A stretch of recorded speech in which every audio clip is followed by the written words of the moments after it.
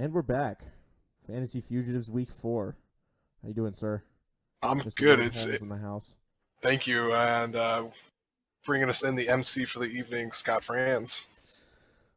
We're here to give you the fantasy advice and the fantasy criticism that you never wanted, that you never hoped for, and it's not Batman because there's no need for it at any point in time. But we're going to give it to you anyway. I think the first thing I want to start out with this week is the tried and true segment that I've been sticking to every week, which is the Sports Tautology of the Week. Yes. Which this week comes to you live, and by live I mean approximately 6 days ago, plus or minus a few hours, from D. Gordon, the member of the Miami Marlins, as you may know him. Yes. So he said this, and this is in an interview post-game after they had lost to the Diamondbacks, where actually both teams had scored like 8+ runs. Zach Greinke was on the mound and pitched terribly. It was just a mess of a game. Yeah. But apparently incredibly entertaining. I couldn't watch it myself. But D. Gordon said this in his post-game press conference. You can't control it. The only thing we can go out and do is what we did, and the outcome is the outcome. The man got 2 sports tautologies in one fucking sentence, and That's a double feature. It's a double feature. So that I just, as soon as I saw that, bravo, D. Gordon. You managed to give me 2 admittances for the price of 1. Nice call. I like that segment. I think that's a good one to bring back this week. The other thing we're now doing, we've got our cocktails of the week. Yes, absolutely. You wanna let the No, you first, definitely. So I actually don't know what this cocktail's name is because Anthony and Bella are playing Super Mario 3D World, and she didn't have time to look at her phone to tell me what it is.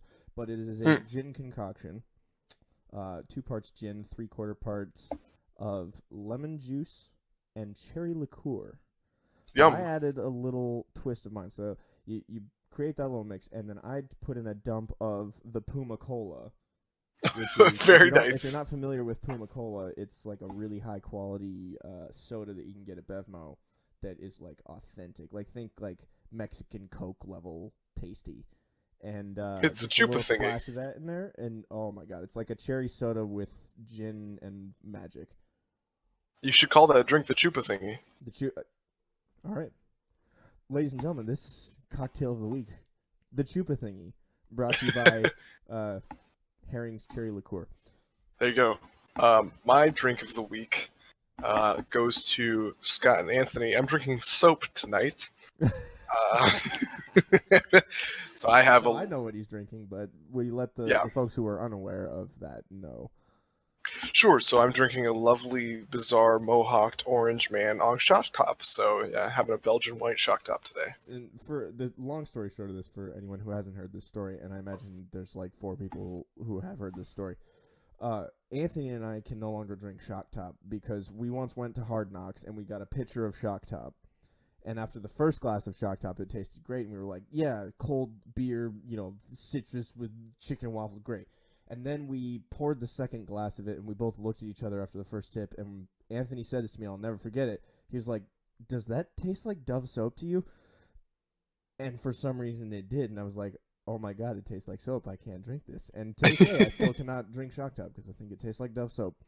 Not that I've actually tasted Dove soap, but it's what I imagine Dove soap would taste like.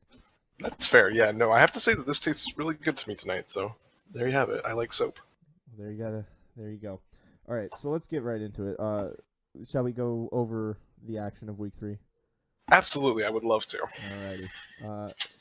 So let's kick it off. We'll go in the same order that we did when we went over our predictions. So we'll start with mine and Ed's matchup, and I have to giggle at this one, but I'll let you take the lead. Go for it.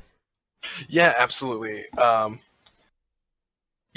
think that I was looking at MVP of the match, and MVP of the match for me, I mean, Kirk Cousins scored 29 points, but Chris Thompson put up 28 and led you to a very nice victory over Ed this week. Way to go. Yeah.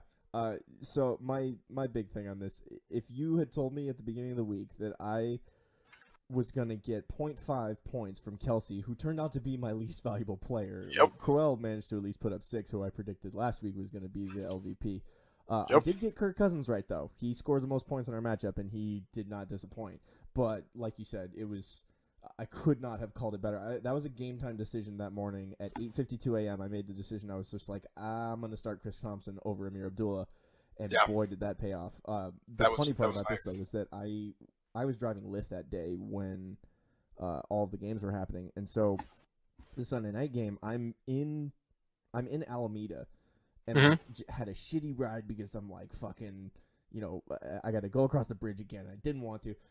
And I was just like, well, I better get all the bad news out of the way, because this was going into the Sunday night game. I was down by like 65 points. Yeah. Only Cousins, Thompson, and Dustin Hopkins. And I was like, there's no fucking way I'm winning this. And then I was like, I'm going to get the bad news out of the way. And I opened it up, and that was the first time I saw it. It was 116-111 because the game had just ended when I pulled up the thing. And I was like, I burst into laughter both in my car and in the text message that I sent to Ed, and his only response was "indeed," because I think he captured the gravity of how much he got fucked by that Sunday night game. Yeah, I want to say that my MVP of the week was supposed to be Kelsey, and my LVP was supposed to be Evan Ingram, and so I was very wrong. I did not expect Evan Ingram to score 6 times as many points as Kelsey. And if you had told me that at the beginning of the week, I'd have been like, well, I lost. So, all's well that ends well. All right, on to match 2, we got Dom and Sam.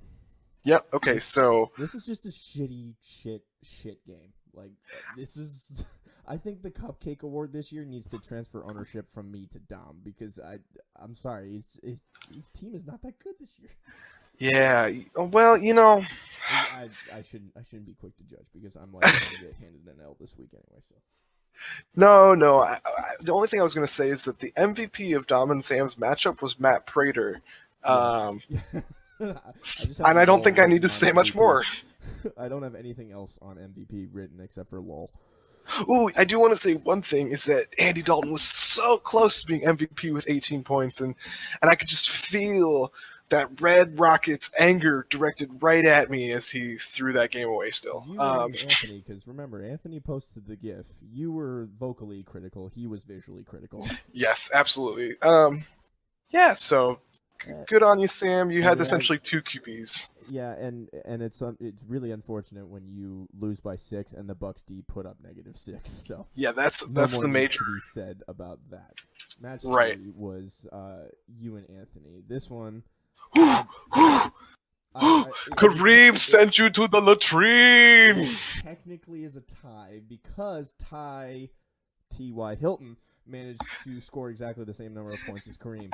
But I'm still going to count it as a win because, like, it was a slam dunk before the week, and I'm going to continue the slam dunk after the week. We did, like, T.Y. Hilton got the assist there. Yep.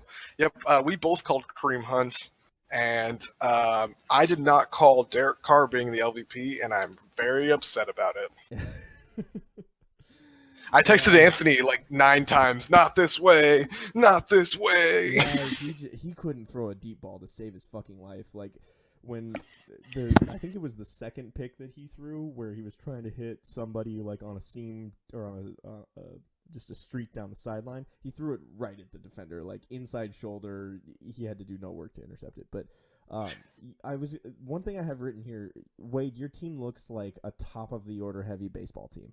Because, like, from the 6th hole down, you are just not getting the same production as the top of the order. Like, you just, like, all of your RBI guys are hitting, 2-hole to 5-hole, basically. But Anthony's also got to love that he got something out of T.Y. Hilton. Granted, it was against the Browns. Yeah, but Tolzien being out of there and Brissett throwing, it seems like Brissett and Hilton have a connection that I think will be good until Luck is back next year. Yeah, because the Colts suck at managing their franchise player. But, yeah, Brissett, just on his QBR alone, like, I don't know if you saw on ESPN, but they had, like, I think it's a weekly thing they're doing now, where they list out the top QBRs, the top 3 QBRs and the bottom 3 QBRs posted by quarterbacks that week.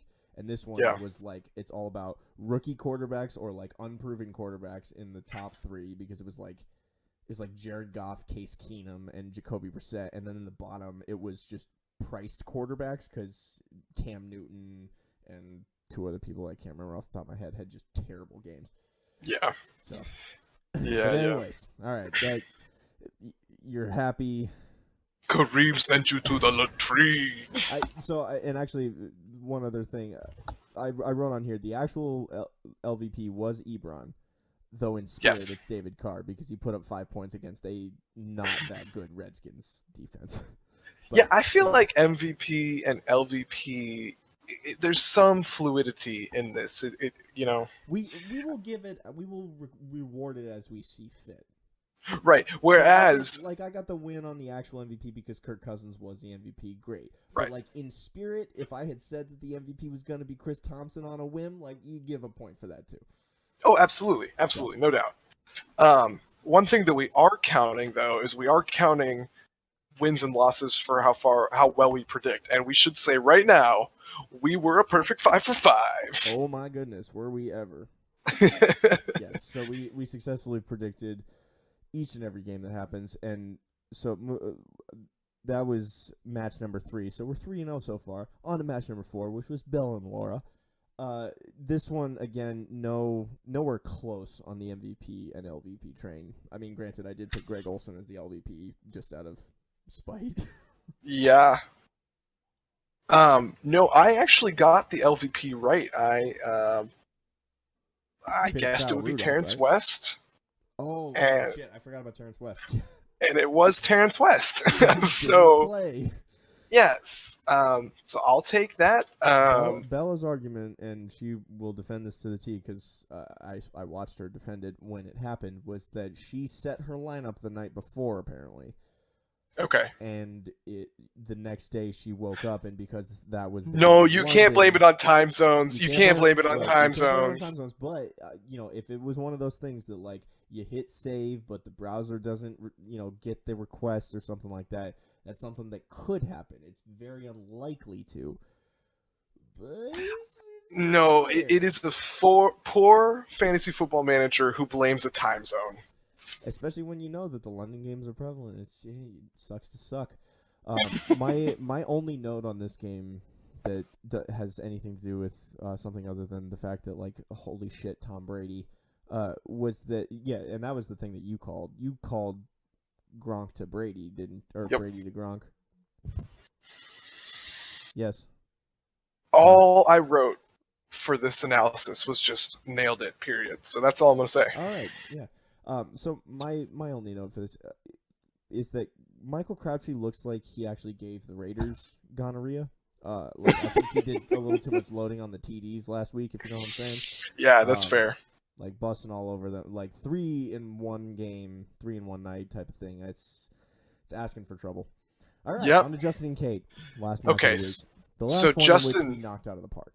Yeah, so Justin proved that chaos is a ladder, and all I'm going to say about this matchup is that it sucks for whoever's playing Justin next week. Oh, wait, that's me. Yep. Another one where I think I should honestly keep track of the number of times that I call an MVP and they turn out to be the LVP. Because this was one where I was like, Ravens defense, they're playing the Jags. And then,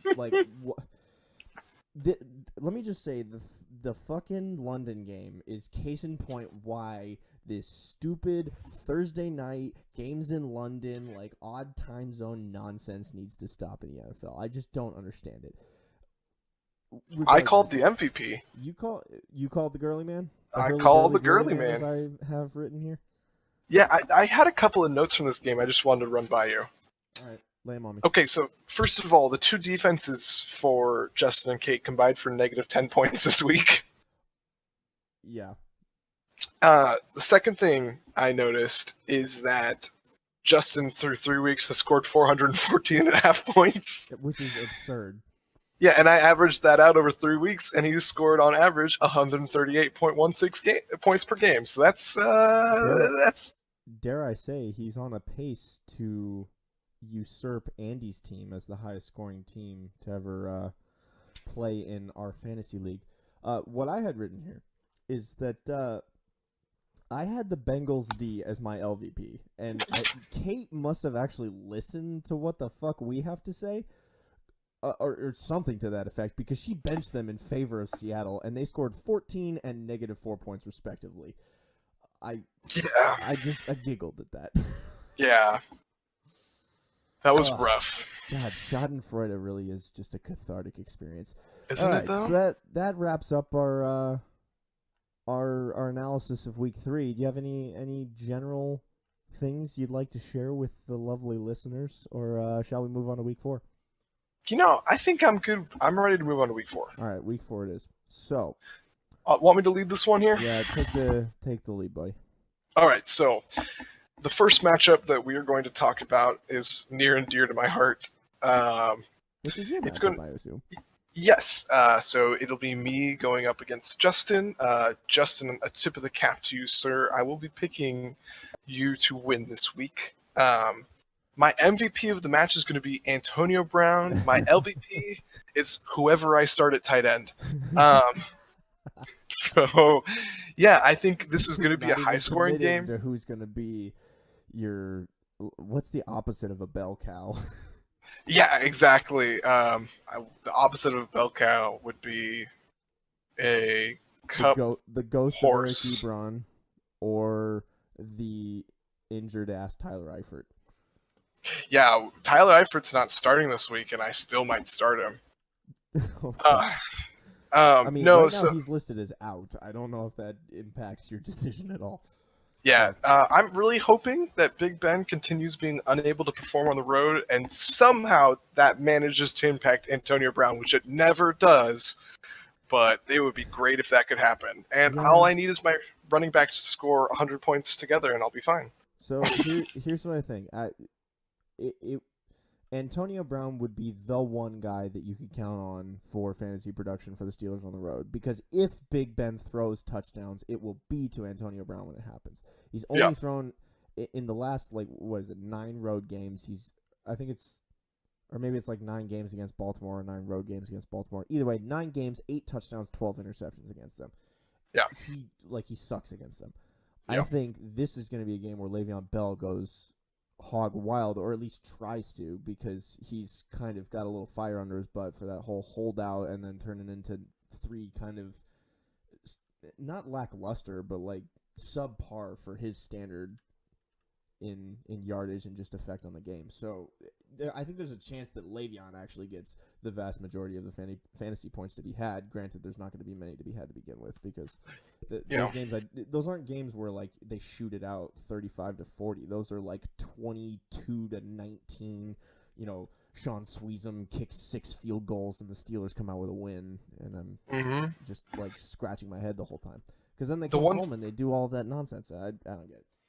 The one thing that I do want to say about this is I really enjoy that this is Ilan Payne going up against Peter Baelish. So, for all those of you who are Game of Thrones fans, which is pretty, unheard of show, so maybe you guys should check it out. It's pretty new, a little experimental, I would say. I'm sorry, who is Ilan Payne? He's the executioner that is for the Lannisters. He's the one that cuts off. He cuts off Ned Stark's head. Yeah. So I'm chilling Payne. You've had that name for over a year now, and I just now understood what the reference was. Anyway, my MVP for this match is going to be Matt Ryan against Buffalo. My LVP for this match is going to be Golden Tate against Minnesota. All right, next matchup. All right, moving right along, we're going over to Sam versus Laura. Oh wait, Scott, who do you pick in that game? Who's winning? Me or Justin? God, I didn't even select who's gonna win. I think Justin's not. No. I think you're gonna pull it out. I'm gonna disagree with you, because I think Kansas City with Tyreek Hill, I think they maybe have a little more offensive success throwing the deep ball than Oakland did. Matt Ryan obviously is my MVP. I think he's gonna just torch Buffalo. I think you pull it out this week. Will Kareem take Justin to the latrine?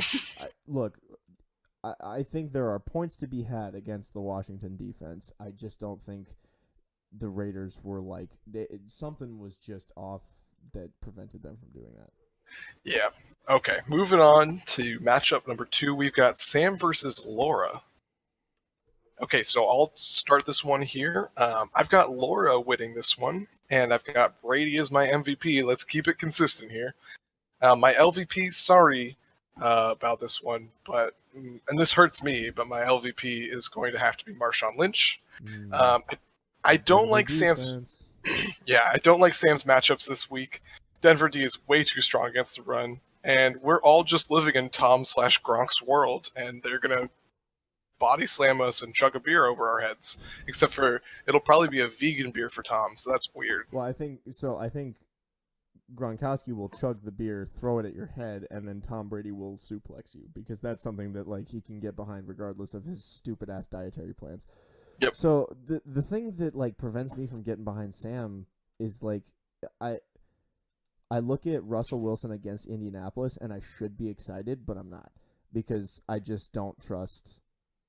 I don't trust their offensive line to the point where a team as unassuming as the Colts defensively, I don't know what he's going to put up.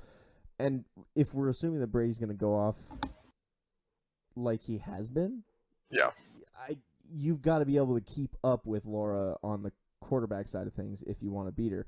Her opportunity, though, will be that if Oakland can actually score against Denver and at least Amari Cooper or Marshawn Lynch has a good day, she could pull out on top.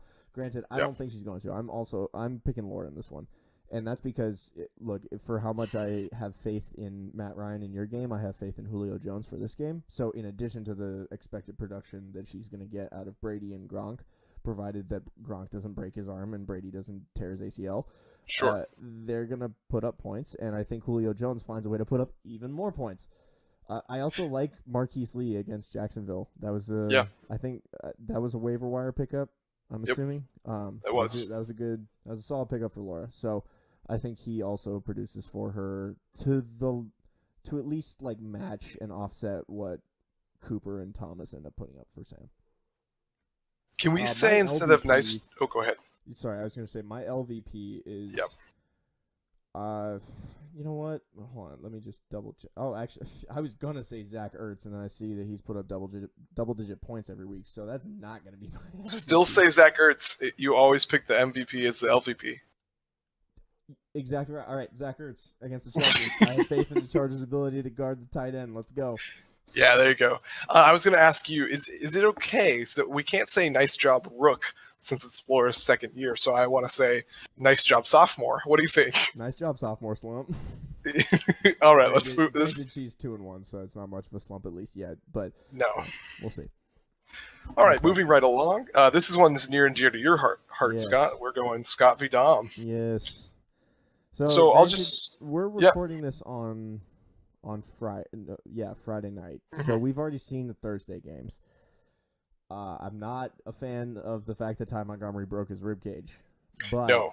I have faith in myself this week. I'm definitely picking myself. I can't give my LVP and my MVP for this one. I can give my LVP. I can't give my MVP because there's some pieces that may or may not be moving. I'll take the loss on not being able to get the MVP this week, but there might be some pieces moving. Okay. So my LVP is I'm gonna say Jared Cook. Yeah, we called that one. That's mine too. Okay. Yeah. I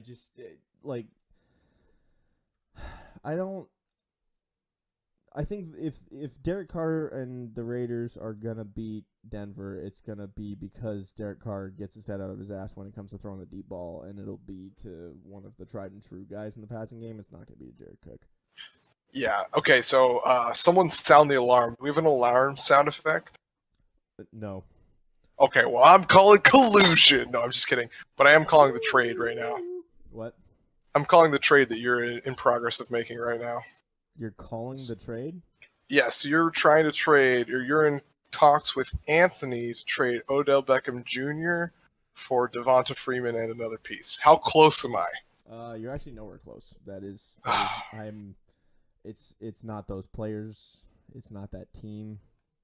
But it's not that team. Now that you just canceled that trade. You didn't hear mouse clicks. I don't know what the fuck you're talking about. I have no recollection of you answering question. All right, but either way, I have faith in myself being able to pull this off because I think the trade that I'm trying to have happen will go through. Okay, so I'll go ahead. My MVP for whoever gets Odell after you trade him will be Odell Beckham Jr. My LVP is Jared Cook. Here's my feedback. I think Odell is about to tear through the injured Bucks defense like wet toilet paper. And Yeah, yeah, well, I think that's the honestly my Redskins. regret for trying to trade him this week. So Yeah, and while I think the Redskins will struggle against Kansas City, Travis Kelsey should do well. I see him succeeding in that spot. And Dom's sabermetrics, his sabermetricians have been feeding him misinformation. That's the party line I'm taking now. Because they told you, Dom, that all you need to have are running backs, which is a decent strategy to draft in like the first 2 rounds. But now you're starting Andy Dalton and Jared Cook, and that just makes me nervous for you. not to mention So his true bona fide number 1 wide receiver is Devontae Adams, who is the number 2 receiver on that team, number 3 skill position, not quarterback on that team. Because when Ty Montgomery doesn't have broken ribs, he will outpace Devontae Adams in touches and points almost every week. plus, I don't know if you saw, but Devontae Adams died on Thursday. Yeah, Trevathan better get suspended. I'm like a moment of seriousness here for the NFL. Yeah. That was an absurdly stupid hit. Not only Trevathan that, should be suspended. He should be fined. That like a guy that's going down, you deliberately lead into the helmet, you knock his mouthpiece off to the point where he was unconscious before he hit the ground. yeah, I mean, I'm going to be honest. I never have played a single snap of football in my life. I played contact football. I've been hit that hard before. It's well, not that hard, but like by a comparable 12-year-old. Yeah, but what I was thinking about is that I've never played football. I've never been in a situation where my job is to deliver a hit, but I am a human being, and I thought that Danny Trevathan's response after the hit was what was so unacceptable to me. What did Just the Trevathan fact say? I didn't even catch that. well, he just instantly got up and started jawing like it was a great hit. While you see, I mean, Devontae Adams is laid out, and then he tried to start a fight with Aaron Rodgers and the Packers. Rodgers is like, dude, he's unconscious on the ground. What are you doing? Yeah, and the thing is like I can't imagine what it's like in the heat of the moment, and I think you get told one thing and then you do it, and then someone gets really hurt. I mean, that's gotta not be a fun thing. But then to get up and to react the way that Danny Trevathan did, that's what made it really unacceptable. Especially because the play was like a nothing play. The Green Bay got like 4 yards on the play. It wasn't a first down. It wasn't like a bone-crushing stop. Adams was basically wrapped up when he delivered the hit. Like there was almost nothing. Like the referees were a split second away from calling forward progress stopped before his helmet made contact with him. But I want to say that I thought they were slow on the whistle, and that left them out to dry too. So yeah, you hate to see it happen. So, all right, enough of the serious criticism of the NFL. Hey, Scott, stick to fantasy. Stick to fantasy. Sorry, yeah, we got to take after Matthew Berry and just talk about the nonsense of things. Okay, so our next matchup. We're on matchups. Yes, that was Mine and Dom's matchup. Hey, Scott, take a hot take shot there. We're still on matchups. God damn. I don't have a shot to take, but I'll take a hot. Take a hot take sip. No, a hot take hit. Oh, baby. Saw, dude. Saw, dude. This hot take hit brought to you by the Jolly Green Giant. Actually. Saw, dude. Anyway. Saw, dude. Okay, our next matchup is going to be Ed versus Kate. I'll take over here while Scott returns to this planet. I'm only slightly on the grid. Yeah, so one thing that I want to say, so my MVP is Drew Brees. Ed, I think you've got this one this week. My LVP is Jimmy Graham. Kate, come on, Kate. Jimmy Graham shouldn't be starting anymore. Tight end is a wasteland this year. Like, if you don't own Travis Kelsey or Zach Ertz or Gronk, just go home. Like, seriously. Start at an expectation of 0 points and just let people outperform your expectations. I keep being like, what? My tight end only got 1 target and he dropped it? And after like 3 weeks, you can't keep being surprised. Look, I looked at tight end this year and I was like, I need Travis Kelsey. Yeah. I need to not care about this position this year. Yeah, I did that last year and it was really nice. Yeah, I followed suit. But So I'm gonna disagree. I'm gonna say that Kate pulls it off this week. Uh, Ooh. yeah. So and here's why. I don't know uh if Doug Baldwin and Carlos Hyde they're both listed as questionable right now.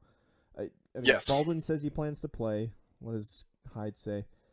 Hyde is a game time decision. Like Yeah. Hyde has been performing well enough, and if Bell somehow gets contained by Baltimore, if that turns into just a slugfest where nobody gains yards and it's just a question of who can kick more punts in the day after a 3-and-out, Ed could be, really scrambling for points. So I'm gonna pick Kate. I think Mariota has a good day. You know, AJ Green against Cleveland, for how lackluster the Cincinnati Bengals have been, you really have to like that matchup. And my question to Kate is, why do you still have Frank Gore in your starting lineup? Well, actually, no. I say that as I pull up his stats, and he's averaged double digits the past 2 weeks. Shows what the fuck I Dude, know. Either Frank way, the Tank, man. how is that guy still playing? Like that, I think that really is feeding my expectation as to what Frank Gore should be doing, because I'm like, Frank Gore at his age on the Indianapolis offense without Mhm. Andrew Luck at starting quarterback, how is he putting up points? And it's volume, because he only got 57 rushing yards, but he had 25 carries. So the Dude, Colts he's are just so riding consistent. him. They're riding him to the bottom of the NFL. They just have Yeah. accepted fate in week 4, and they're gonna go with it. I Yeah. can at least commend Kate for benching Cam Newton until he proves that he doesn't have his head up his ass. Yeah. All right, I, who's I your MVP and LVP? so I'm just gonna say my LVP this week is Kate as the manager, because why do you still have 2 defenses in your roster?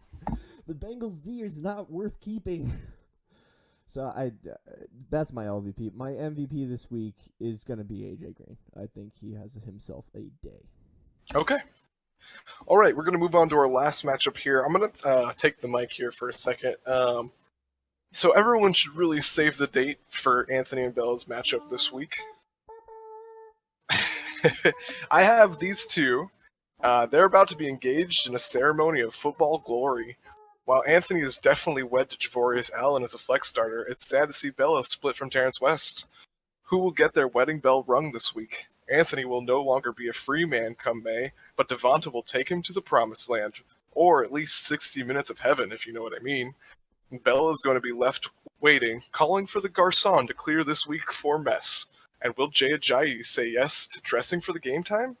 Find out this week on fantasy football matchup between Anthony and Bella, where I have Anthony winning. My MVP is Devonta Freeman. My LVP is Pierre Garçon. I almost hate having to follow that up because it was beautiful. Nearly a tear brought to my eye. Whether it was from laughter or joy, I'm going to leave that up to the listener to decide. I'm picking Bell in this matchup. I think, I'm gonna go crazy a little bit. I'm gonna call Okay. Matt Stafford against the Minnesota defense in Minnesota my MVP. Just That's fuck 'em. bold. That's a bold take. And yeah, so I'm gonna pick Bell there. Stafford is the MVP, and my LVP. God, I want to say Joe Mixon, but unfortunately, he sounds like he's more on the up and up than on the DNL. Yeah. I'm gonna say the LVP this week is the Cowboys D. I think Anthony gets burned again by a lackluster defense because they're playing the Rams, and I think Todd Gurley has a good day against them, and Mm-hmm. if they pile on enough yards, they're not only gonna take points away just in that respect that they're actually gaining against them, but it'll take pressure off of Jared Goff to the point where I don't know if the Cowboys can rack up the kind of sacks or pressure that leads to picks that would get them points in that game. So I think the Rams can control that game. They might even be able to win it. We'll see. All right. Well, those are. Let's sum up our picks one more time here. So I'll go. So between Wade and Justin, I have Justin. You have. You're putting me on the spot because I didn't write shit down as I was doing it. Oh. I picked. I think You picked me. Yeah, you picked Justin. I picked you. Yep. Sam versus Laura. I picked Laura. I believe I also picked Laura. Okay. Scott versus Dom. I picked Scott. I picked me as well. Ed versus Kate, I picked Ed. And Ed versus Kate, I picked Kate. And Anthony versus Bella, I picked Anthony. And Anthony versus Isabella, I picked Abella.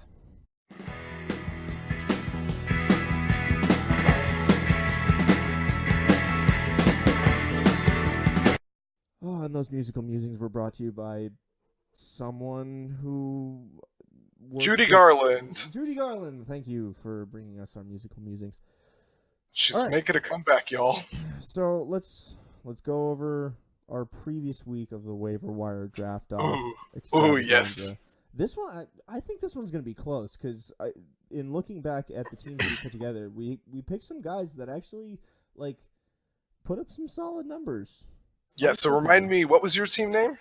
My team name was the same as last week, but I'm going to change it this week because your little rubric thing like made me realize that, like, oh my god, of course we need to have different team names because we have to challenge our creative endeavors. Yep. So my team name last week was the same, which was the Kona Brewing Company's Big Golden Waivers Aching for a Starting Job team. Beautiful. And I believe I named mine Johnson & Johnson, so... Yes, you were forming Johnson & Johnson. Okay. So I'll go through my team. I had Trevor Simeon at quarterback, Andre Ellington, Shane Vereen, Alan Hearns, Paul Richardson, Benjamin Watson, Jalen Richard, Browns D, Greg the Leg. So nice. Simeon puts up 9 points. Second straight week of like, if I could find a waiver wire quarterback that could at least put up 10, that'd be nice. But he puts up 9. Andre Ellington put up 9.5. Shane Vereen only put up 2. Alan Hearns put up 9.5. Richardson put up 10. Benjamin Watson had 8.5. Richard had 0.5. The Browns D had 4, surprisingly, despite giving up 31 points to the Colts. Yeah. And Greg the Leg had 12, giving me a grand total of 65 points, which was your total last week when you pulled off the victory. So I'm curious to see what you managed to put together this week. Okay, so your 65 would have beaten no one this week. Which is unfortunate. That's okay. There's always next week. There's always this week. There's always this week. All right. We've yet to... The mystery abounds for what Wade happened to score. Wade, if you please. Okay, so I picked Alex Smith, who put up 15 points. I put up Duke Johnson, who put up 19 points. I had Chris Johnson put up 1.5. I had Devin Funchess put up 7. Mohamed Sanu put up 10. Jared Cook put up 12. Samaje Perine put up 2.5. The Green Bay Packers defense put up 5. And Graham Gano put up 8, giving me a grand total of 80 points. Wow. Not bad. Which means... hold on, let me... Yep. You go ahead and explain the situation here. Yeah, so I, this week with 80 points, beat Bella and Dom and tied Sam. And I will take that all the way to the bank. Shame. You heard the shame bell, everybody. Shame. Played twice for your lovely, lovely yearly pleasure because you tied one team and beat another team. Beat two teams. Yeah. Well, beats us. Because you tied Dom, right? He scored 80. Or no, not Dom. You tied whoever Dom was facing. Okay, I tied Sam, I beat Dom, and I beat Bella. 69 and 74 were their scores. Oh my god, I forgot about... Yep, okay. So really, I should have played it a third time. God, shame, people.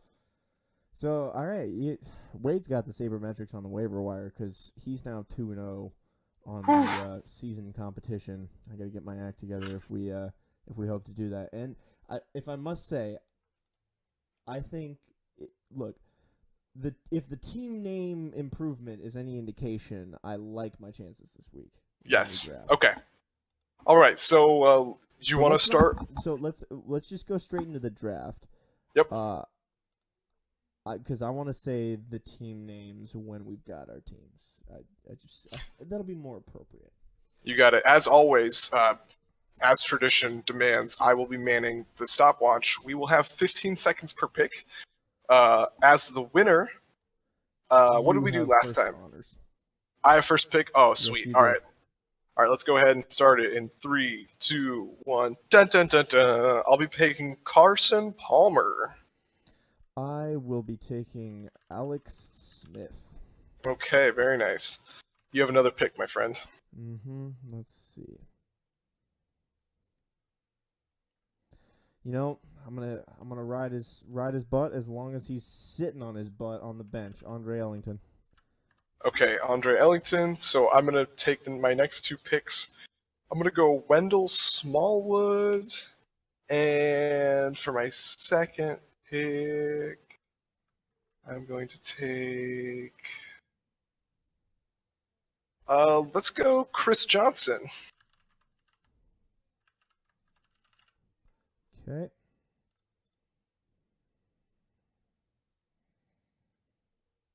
Ten seconds. Sterling Shepard and Alan Hearns. Sterling Shepard, Alan Hearns. Damn, I have to take two sips. He took two of my guys. Okay. I'll take JJ Nelson. And I will take Benjamin Watson. Ooh, I would have to take one there. That's my man. Yeah. Old man. I'm gonna take Jamal Charles. Which Okay, Jamal. That's just weird to be saying this for a waiver wire draft, but damn. Yeah. And I'll go Jesse James. Okay, sweet. The Outlaw. Outlaw, baby. I'll I take think he's gonna LeGarrette. off some TDs. Yeah, that's right. I'll take LeGarrette Blunt, and I will take. Oh man, you're making me throw. Mohamed Sanu. Ooh, God, he's still in the waiver wire. Yeah. All right, I'm gonna take the tailback operational load bearing external resistance tailback, the Mike Tolbear Colbert machine. Very nice. Okay, so for my last two picks, I will take the New England Patriots defense and Blair Walsh. Okay. I'm gonna go bold. Browns defense. Wow, that is bold. That's bold. I'm going Browns defense against the Bengals. They're playing the Bengals, so here's hoping for them to continue to suck. That's still so bold. Who'd you take for your kicker? I took Blair Walsh. You took Blair Walsh. All right, I'll go Graham Gano. Okay. So go ahead and read your team and give me your team names, Scott. All right, here we go. So this week's team name. In the left corner, weighing in at like some thousands of pounds because there's 10 people. Paul McCartney and waivers. Wow, that is good. So this rounding out quarterback Alex Smith, running backs Andre Ellington and Jamal Charles, wide receivers Sterling Shepard and Alan Hearns. Tight end is the outlaw Jesse James. The flex is Mike Colbert, the Toll Bear. Defense for the Browns, and kicker is Graham Gano. I like it. My team this week is Don't Palmer Your Smallwood. I've got Carson Palmer as my QB. My running backs are Wendell Smallwood and Chris Johnson. My wide receivers are JJ Nelson and Mohamed Sanu. My flex is LeGarrette Blunt. My tight end is Benjamin Watson. My defense is the New England Patriots, and my kicker is Blair Walsh. So once again, that is Don't Palmer Your Smallwood going against Paul McCartney and waivers. I love that. So I think Wendell Smallwood, he just, spent I think he was a dancer as a child because he spent a little too much time doing the 5-finger knuckle shuffle, if you catch the drift. I do. So, all right. All right. We're done with the fantasy related stuff. Do you have any new segments you'd like to bring to the fray here? I do. You have two, right? No, so one was my usual, the sports tautology. So okay, my second. I have one, and you have one to finish it with. Then. All right, go with it. Okay, so I'll introduce my segment. It's the same segment as last week. It's called RG3 sightings. Ooh, and this time I won't think it's real. Oh man, I was hoping you would. My RG3 sightings was him inside the local GameStop trying to sell all of his copies of Madden with him on the cover. He's got a warehouse full of them. He's just got to get rid of them. I swear that the value's going to go up one day. Collector's item, the 15 million copies of Madden. I've really been kneecapped by all these purchases. That's I can't even say that's it's not a low blow, but it is. Okay, so why don't you bring us All home with right. your segment? All right, so this one I had I love this idea. This is the the Huffing Paint horoscope brought to you by the Huffington Post. So when I was drumming around the internet searching for something to like talk about, I was like, what the fuck can I get on Yahoo? On their like random ass little ticker that they have. And I saw horoscopes, but their page didn't work. And so I was like, what other slightly not quite reputable news-based organization would have something related to horoscopes? And what did you say to me, Wade? HuffPo. HuffPo. And so I went on the HuffPo, and lo and behold, they have a little article on here published on January 4th, 2017 that says, Your Horoscope 2017 a year for a love relationship. And I'm going to start you out with what it says for Pisces, which is my sign astrologically, if you care about that sort of thing, which I fucking don't. So I'm not going to read the whole thing. Wait, Scott. Hold on. Hot take. You don't care about astrological signs? I actually don't care about the orientation of stars from one point in the fucking universe. Yeah, so that's a hot take, my friend. All right, so this is what, in the context of a year for a love relationship, this was like what you can look forward to this year in your love life if you follow these steps. And so this is what it says for Pisces. This is your year for a dreamy fantasy romance with someone you can have a soulmate connection. You will meet someone who is giving and spiritually oriented like you and loves animals. And at that point, I was just like, is this actually reading into my soul? And then I realized that it was astrological signs, and I was like, nah, man, fuck it. And then it goes on to say, if you choose wisely, this could be the year where a long-term committed relationship comes into your life and stays. And I'm like, that's a statement that could describe literally every year between now and the year of my death. So I'm not sure what to do with that information. I mean, you take that to the bank, my friend. You take that to the bank. I mean, you just start going up to people and being like, listen, I'm really looking forward to make all the right decisions here so that way that I can have a long-term relationship enter my life. And there's ladies that are going to listen to that. There's just, there's so many of, what I started doing with this, I started just reading the last sentence of every single one of these. Because all of them, if you just mash them all together, it would be like the same person saying the same thing, but 15 different ways. But if you choose a partner wisely this year, you build a relationship that will last for the long term and might even end up in marriage. Next one, if you establish your need for this independence, you'll avoid potential conflict in your relationship. I'm going to vomit. I can't do anymore. If you choose wisely, this year could be the year where a long-term committed relationship comes into your life and stays. Either way, you can expect the status of your love life to change. That relationship will... Oh, God, Taurus. I forgot about this one. Taurus, by far, was my favorite one this year. It was the shortest, but it was the sweetest. It says, this is a year that features romantic relationships that come through your work or business. You may find a love connection with a supplier or even a customer. It's also possible that you have some unique professional relationships this year. Look for a special opportunity where someone serves as a mentor to you, or it's possible that you may serve as a mentor to someone else. You may find a job opportunity where the owner wants to teach his or her business so that you can take it over one day. That relationship will turn into romance and then love. And I'm like, I'm reading the PG version of a fucking porn script. It was ridiculous. I have to say that that's essentially Taurus. They're telling Tauruses to just shit where they eat, and that's amazing. That's exactly what they're saying. So I had so much fun just reading this. So I hope other folks can get this enjoyment. If you want to actually read the whole thing, just go to the Huffington Post and go to their horoscopes or whatever, or just type Huffington Post 2017 horoscope and it should. I'll share it in the post. It is hilarious. Yeah, I'll share it when we post the episode. Sweet. All right, I think that's going to call it for this time. Excellent. All right, my Anything friend? you'd like to say? No, we went long, but we went well. Yes, absolutely. Yeah. All right, well, have a good week, everyone.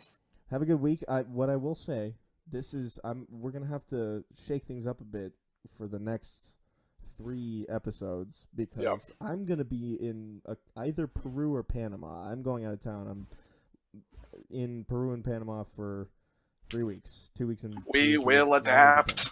something like that. There's thunderstorms forecasted for our entire trek to Machu Picchu, so I'm not super stoked on that. But that's what a rain jacket's for. Oh, So, jeez, I hope it turns nice. yeah, if it doesn't, oh well. Either way, happy weekend, happy fantasy, and we will see you all on the flip side. Bye, everybody.